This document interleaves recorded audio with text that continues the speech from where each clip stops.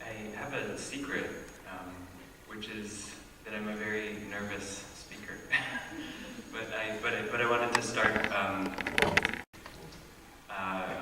our encounter together with a little bit of motion, and also to thank Thomas for this generous invitation. Thank Micah for introducing me to BARD and to this great institution. And also, a series of our dancers are here today, so to thank them for coming. And also our dramaturg, Eunice, who's involved with Anthony and I in structuring ECLIPSE and its choreography. So as we watch this figure move, this is actually me moving a few years ago.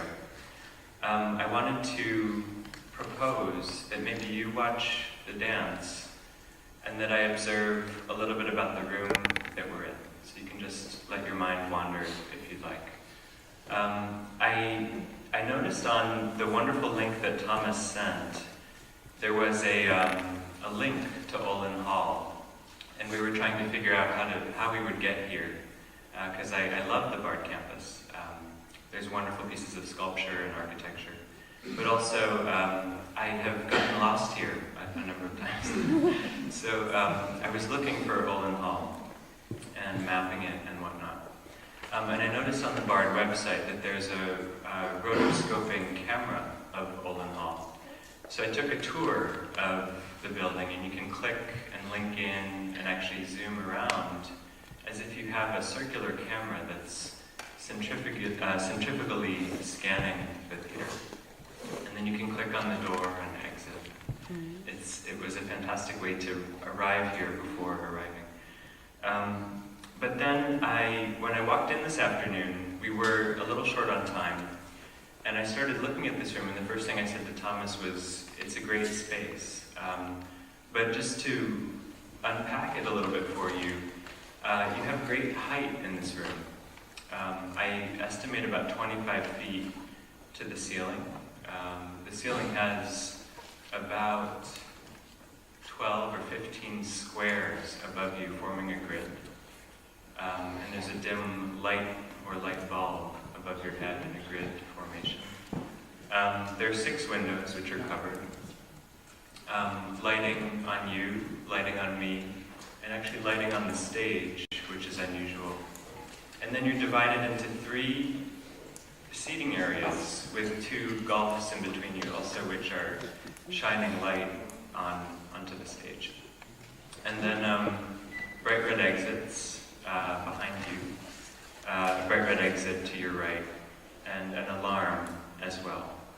So these were some of the givens that I noticed, as well as the screen, which is a generous screen, and also a blackboard, which we won't use. So I wanted to sort of share with you some first impressions of space and what our assumptions are. But in talking about the eclipse, as well as the wonderful creative encounter with Anthony, what we decided to do was turn away from an encounter like this, in which there's a public encountering a subject on the stage, but actually creating a 4-sided space. So you can imagine a room like this, in which, maybe a little smaller than this, in which the 4 sides of the perimeter are equal areas, in which the subject is in the center and can address you perhaps in a centrifugal manner, in a way that projects outward. So, and to go with that, I'd then like to not only take apart our shared space, but maybe this moving subject. We're looking at a solo that happened a few years ago called Charade, and the way that this was made was through a process called motion capture. And I'd like to also illuminate that process a little bit in terms of how it relates to the work that Anthony and I are now finalizing. So this is a motion capture studio in Brooklyn, and it is a quadrifrontal space, meaning that the space is four-sided.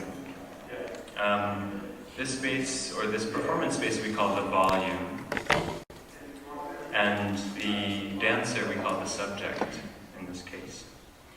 He has, interestingly, 48 points of light on his body. His name is Neil Beasley, and you'll see a little battery pack on his back. He's performing a phrase called cones, actually. So you'll see major and minor joints of the body creating a series of cones, which was a kind of a way of movement drawing that I was exploring around 2007. And I'm just going to pause this for a second. There are also 12, in this quadrifrontal space, there are 12 cameras recording Neil as he moves. The points of light in this case are LED sensors, and they're tracking the major and minor joints of his body in 3D. And this battery pack is capturing the data at very high speed, about 200 frames per second. And this, we began working this way, or exploring motion capture, largely to intensify the possibilities for dance having a document, or maybe a living document after its performance. And I'm also just going to stop us here as well. Motion capture often involves sort of a great deal of data and data compressing. So there's a computer doing that as well. Neil continues his circling and his cones, his conical score. And as opposed to a video or an animation like you viewed a few minutes ago, there's also a camera which is orbiting Neil. So I'm actually recording Neil a little bit like this, circling him with a camera while he's circling. So this is sort of step A of a process called motion capture. I'll just sort of jump us ahead to a second step.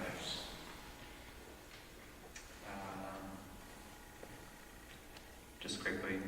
The data is then transferred onto what's called a figure editor, which is very simple polygons, cylinders, cones, rectangles. And so it's to give the data volumetric form as a body. And for the polygons, the surface area is as simple as possible. If we were Pixar, we could do Daffy Duck or whomever we want, but it's just to sort of keep it's to sort of clean up the points of movement. This is a duet, so there are two subjects in the volume working together, and I'm going to pause us, and then maybe rewind us actually. There's also a space, I would say maybe a set in this space. So that's revealed to the viewer when the figure, this one, dancer's name is Michelle, actually steps up onto the set, and the duet continues. I also chose this sample as well because the floor in this animation program is conceived as a grid, a series of overlapping points. What then occurs normally is an animation process in which the figure is rendered in some way, often through, here I'll give a quick example of it, because we're talking here about a work called Charade.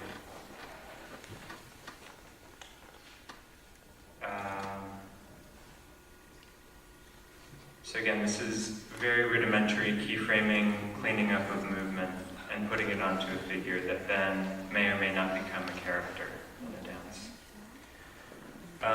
And then, again, through a bit more cleanup and compilation, the figure then assumes a visual identity. In this case, a very skeletal, volumetric identity. I decided the skeleton would sort of take place in a white palette and be performed over a black screen to increase its legibility. We can then consider how this dance takes shape, if it's on the screen, if it's projected, or if it's a source to then teach to dancers and sort of distribute through choreography.